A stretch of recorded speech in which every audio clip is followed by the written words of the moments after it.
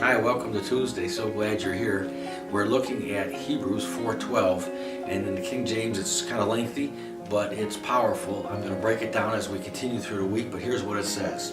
The Word of God is quick and powerful, sharper than any two-edged sword, piercing even to the dividing asunder of soul and spirit, joints and marrow, and a discerner of the thoughts and the intents of the heart. We're going to get into those last three things for the rest of the week after today, but today I want to talk to you where it says it's a divider.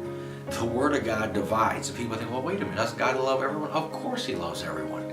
But there are those who believe the Word and those who don't believe the Word. And so in that sense, the Word divides. Let's make sure we're on the right side of the divide. It's no different than like a tug of war.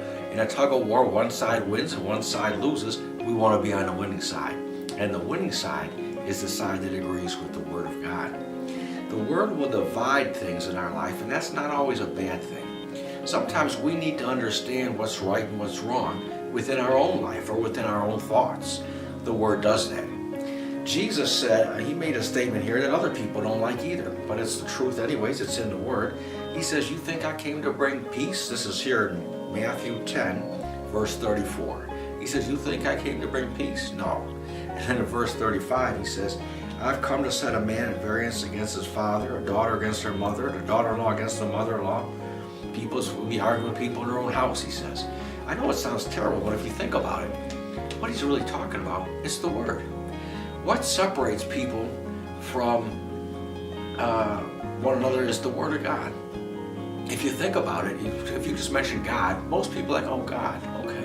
But when you say, I believe in God for this healing, they look at you funny. Or I believe in God to meet all my needs. They look at you funny. Why? Because most people are not trained to go by the Word. They're trained to go by their sight. Like last week when we talked about we walk by faith and not by sight. Most Christians walk by sight. Oh, it doesn't mean they're not going to heaven. Of course they are, because salvation takes care of that. But God wants so much more for us in this life.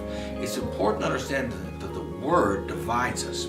And we need to be on the right side of that Word. When we find ourselves agreeing with God, you can't be any better off than that, because that puts you on the winning team. We need to make sure that we're agreeing with God, and to agree with God, we need to know His Word, and we need to agree with His Word.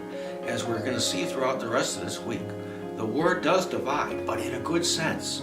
It puts us on strong spiritual footing, and that footing will defeat the devil. It'll defeat circumstances, it'll defeat problems and obstacles in our life, and it'll keep us on the winning team, because God made you to be a winner.